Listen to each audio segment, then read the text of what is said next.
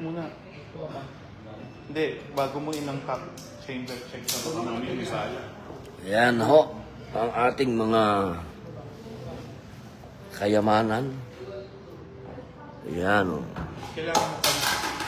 Kailangan mo yan. Yan ang mga kayamanan natin.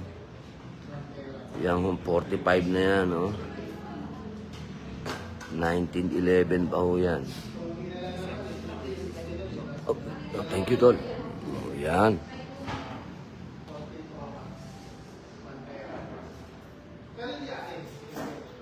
Yan, yung kitang-kita naman, no?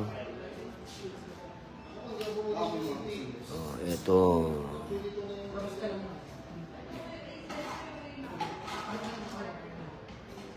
Mga, ano na sa akin ito? Siguro mga 25 years na ito. Itong Hammerless na 38 special.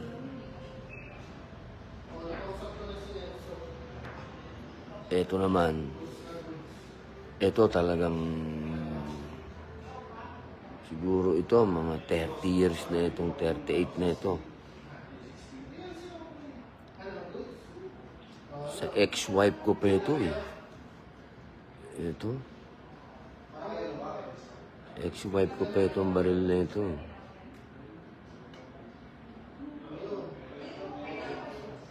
Tapos, ito naman yung classic ng para-ordinance. Yan, oh. Ito talaga yung carry ko. Bago dumating ang CJ sa buhay ko, ito ang carry ko. Ayan. Ito, mga 20 years na sa akin ito. Yan. 20 years na yan sa akin.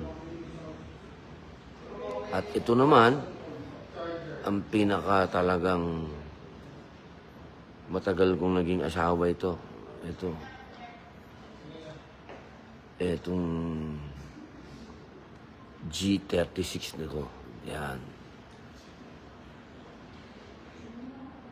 Matagal kong naging love story ito. Hindi ko naman ito pakakawalan kung hindi kailangan maging cash para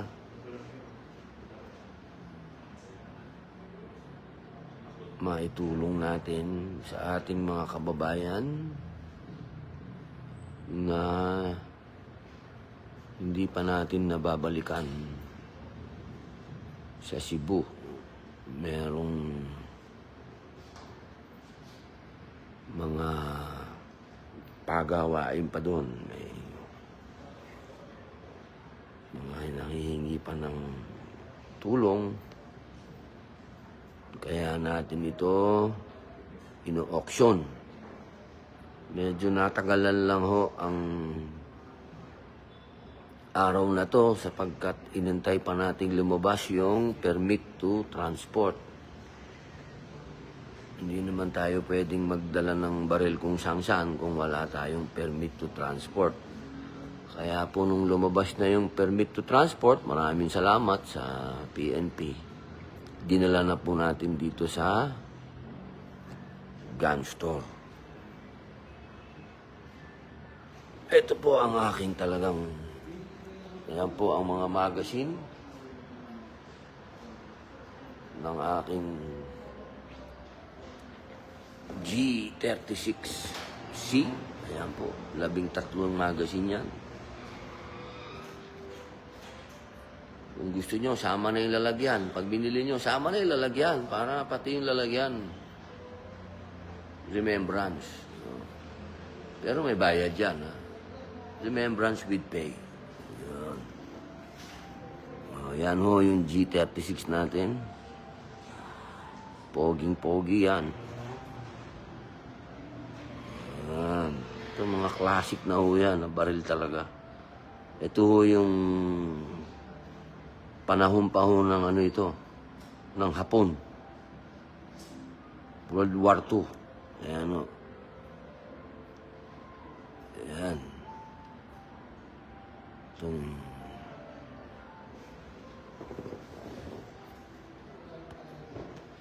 ha? Oh.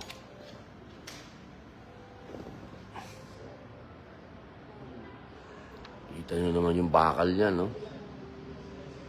Ibang-iba talaga yung bakal nung araw. Wala na lang ho talaga yung original na magazine na to, eh. Pero itong barel talagang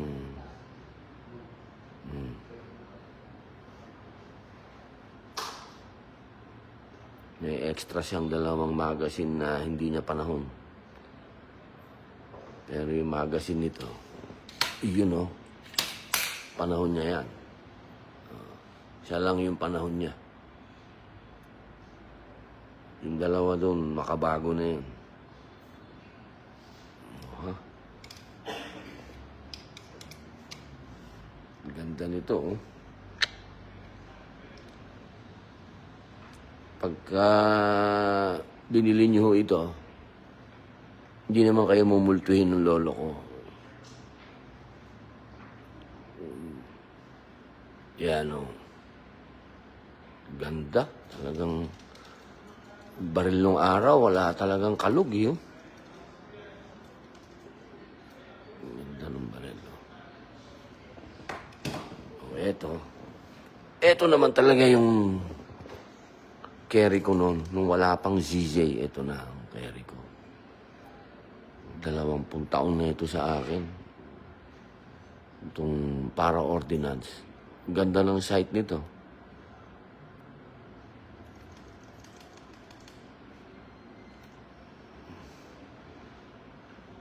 Ganda. Ano po ito, ha? Ayan, classic yan. Limited edition. Ayan, limited edition yan, limited,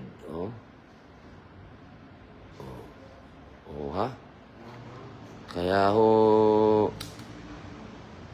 tingnan nyo na ho dito sa The Gun Store, 2 araw lang po ito na pwedeng i-display dito. Kaya kung interesado po kayo na maki-auction at yung pera naman po nito ay itutulong po natin sa ating mga kababayan.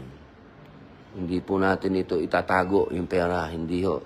Yung perang ibabayad nyo rito ay itutulong po natin sa ating mga kababayan na nalindol at nabaha. Eto naman ho, yung talagang matagal na ho itong 38 special na to. Sa ex-wife ko pa ito. Tagal na rin ito, mga 30 years na ho ito. Maganda ho ito. Paborito ko rin tong baril na to, eh. Dahil may mga panahon na sinasabi nila, pagka nag-jam kasi ang pistol, patay ka na. Bago mo maayos yung baril mo sa pagka-jam, mga 5 na tama mo. Etong revolver, walang pagka-jam to. Kahit anong pagbunot mo, diretso na. Yun nga lang, konti bala mo, pero sigurado ka naman. Ito naman yung backup. Ito naman, nilalagay sa jacket to nung araw. Mahilig sa jacket lang to, sa loob lang ng jacket. Kasi hammerless. Pag nakatago si jacket mo yan, ito backup ito, Hindi sasabit yung hammer. Pwede mong iputok sa loob. Boom! Ayan. Kasing tanda ito nito. Magkasing edad yan. Pogi. Mga classic na ho yan. Wala na ho kayo makikitang ganyan na baril ngayon. Iba na ngayon ang baril. Masyado nang cute ang mga baril ngayon. Ito pa yung mga machong baril.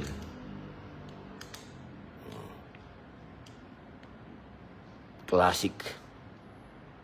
Mamimiss ko to mga baril kong to, Hindi ko man to pakakawalan, kung di natin itutulong yung pera, Sayang naman din kung nasa vault lang. Bibenta na lang. Maalagaan pa nung bibili. Memories natin sa kanila. Nakatulong ka pa. Oh.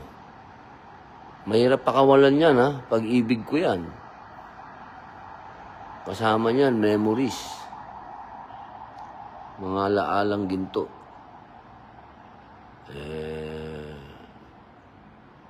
Pero siyempre, mas magandang alaala yung tumulong ka. Kaya sana po, dito po sa gun store, dito po sa BGC, hanggang bukas po, marami na po ditong nag-message sa akin hindi ko naman sabing pumunta kayo o dahil wala pa nga yung permit na to transport. Ngayon na nandito na, pwede nyo pong puntahan, pwede nyo makita.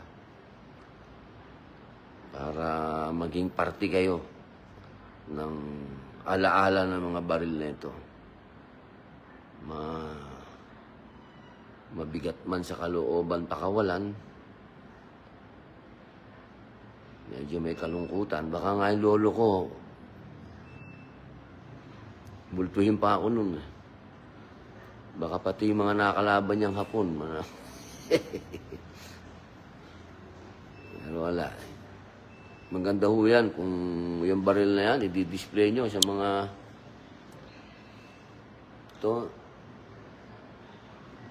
dapat to display na rin doon.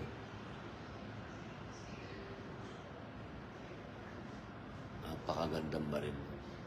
Bakal talaga eh. Iba talaga yung baril na bakal. Ayan ho. Ulitin ko, itong G36C. Ayan ho.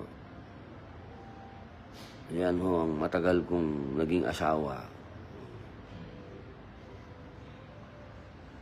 At ang mga naging asawa din ng lolo ko. Naging asawa ko. Naging asawa ng aking ex-wife. At ang aking backup. Ayun. Okay. Maraming salamat po. Dito po yan sa The Gun Store. Dito po sa BGC. Tol, anong address natin uli? Ano sir? W Global 38th Ayun, W Global 38th Street Corner. Ayun. 30th Street Corner, 9th Avenue. Ayun. Dito lang po yan. Nasilipin po ninyo. At maging party kayo ng alaala. Maraming salamat po.